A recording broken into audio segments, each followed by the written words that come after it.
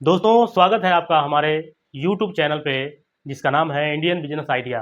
दोस्तों हम इस चैनल पर आपको सिर्फ और सिर्फ जिससे घर पे रह करके घर पे अपने परिवार में अपने घर पे रह करके छोटा से छोटा बिजनेस धंधा रोजगार अपनी खेती किसानी से संबंधित किस तरह से कोई काम कर सकते हैं जिससे आपका आजीविका भरण पोषण बच्चों की पढ़ाई लिखाई सारा जो भी खर्च है मेंटेन होता रहे।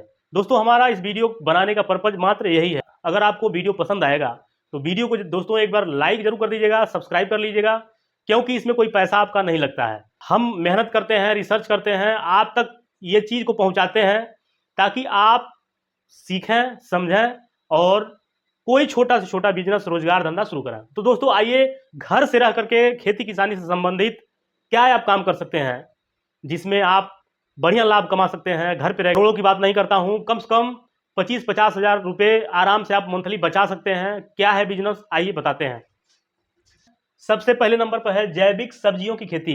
दोस्तों आप जानते हैं आजकल सब्जियों का मार्केट जो है कितना गलत हो चुका है। गलत कहने का मतलब ये कि इतना उसमें केमिकल, इतना खाद दवा इतना उपयोग किया जा रहा है जिससे लोग खा करके अनेक प्रकार की बीमारियों का शिकार हो रहे हैं।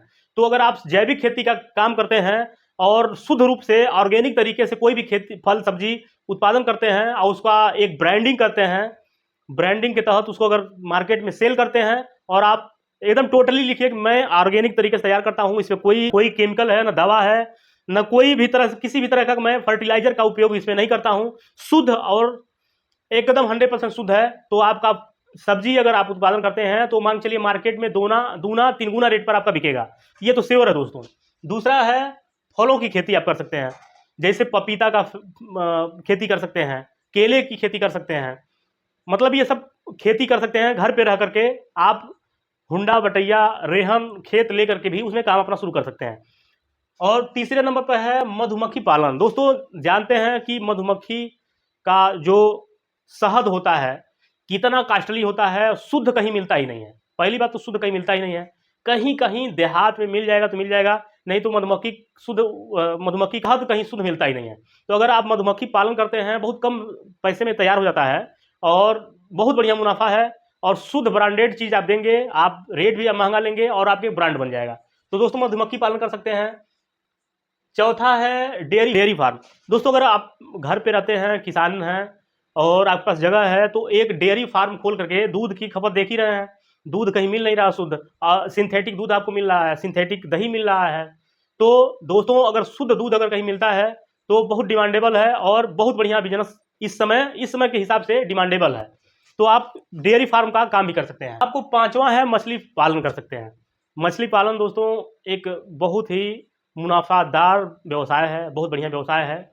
उसमें कुछ थोड़ी सी जानकारी लेना पड़ेगा, तो आप अपने नज़दीकी किसी भी बढ़िया मत्स्य पालक से राय ले सकते हैं और मत्स्य पालन भी कर सकते हैं। इसमें भी घर पे जो रहते हैं उनके लिए यह है, आप घर पे रह के बढ़िया अच्छा खासा मुनाफा कमा सकते हैं।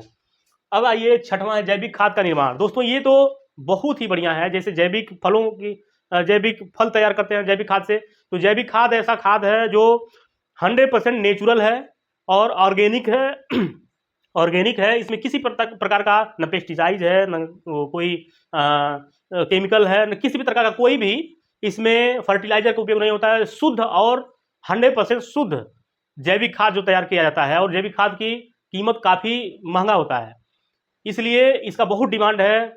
फूल बागवानी किसी भी तरह के कोई भी फसल तैयार किया जा रहा है बढ़िया, तो उसमें इसका बहुत डिमांड है। तो अगर आप जैविक खाद का बिजनेस शुरू करते हैं, थोड़ा सा अगर जगह आपके पास है तो उसमें उसका सेट बनाइए, थोड़ा सा उसकी जानकारी लीजिए और उसके काम को आप कर सकते हैं, जो सस्ते में और बहुत बेहतरीन काम है घर पे रख लिए किसानों के लिए।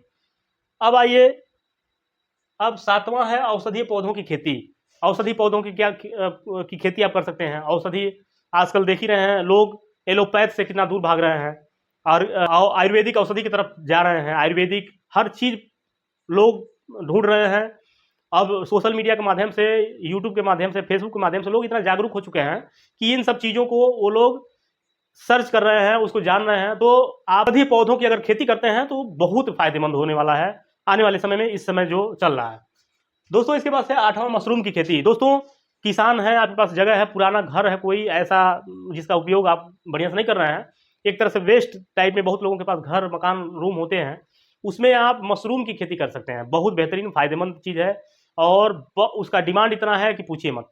मशरूम की खेती लागत बहुत कम है, जो भी चीज़ उसमें है वो सारी चीज़ आपको थोड़ी सी नॉलेज की ज़रूरत है, आप आराम से इसकी खेती कर सकते हैं और मशरूम की खेती करके आप बढ़िया लाभ उठा सकते हैं।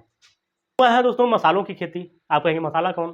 दोस्तों इस समय बहुत डिमांडेबल मसालों की खेती है, जो हर जगह आप अच्छे जगह पौधशाले पे जाएंगे तो बढ़िया बढ़िया पौधा ले सकते हैं। अलग अलग तरह के मसालों की खेती आप कर सकते हैं, अपने वहाँ हो सकता है, आराम से हो सकता है। और अगर इस पे ज़्यादा ध्यान अगर नहीं जाता है तो इसको आप छोड़ भी सकते हैं। मतलब हम जो लिस्ट बनाए हैं 10 का, उसमें ये भी इंक्लूड है। अब दोस्तों आइए अदरक की खेती। अदरक की खेती दोस्तों देख ही रहे हैं अदरक कितना महंगा है इस समय। अदरक बहुत ही महंगा है, डिमांडेबल चीज़ है। लोग हमेशा इसको हर दवाओं में उपयोग किया जाता है, औषधीय गुणों से भरपूर है, आप जानते ही हैं अच्छी तरीके से। तो अदरक की खेती कर सकते हैं। अदरक की नहीं ज़्यादा, अगर आपके पास 1 मंडा 2 मंडा 1 एकड़ ज़मीन है तो उसमें खेती करिए, तो कम से कम सालाना आपको साल में कम से कम लगभग कई लाख का मुनाफा देगा दोस्तों। तो ये बिजनेस है, 10 बिजनेस आइडिया हम जो लेके आए। आइडिया आपको पसंद आई दोस्तों, और आपको अगर डिटेल में चाहिए, और आप ये भी कमेंट करके बताइएगा कि आप कहाँ से देख रहे हैं, किस एरिया से देख रहे हैं, ताकि हम उस एरिया को समझ सकें कि आप वहाँ पे क्या कर सकते हैं। तो दोस्तों वीडियो अगर अच्छी लगी हो तो लाइक कर लीजिएगा, वीडियो चैनल को सब्सक्राइब कर लीजिएगा, और कमेंट में जरूर बताइएगा कि कौन सा आपको बढ़िया लग रहा है, क्या आप देखना चाहते हैं, क्या आप जानना चाहते हैं, बताइएगा। हम उसके लिए आपके लिए हमेशा हाजिर हैं दोस्तों। इसी बातों किसी टॉपिक के लिए, तब तक के लिए धन्यवाद।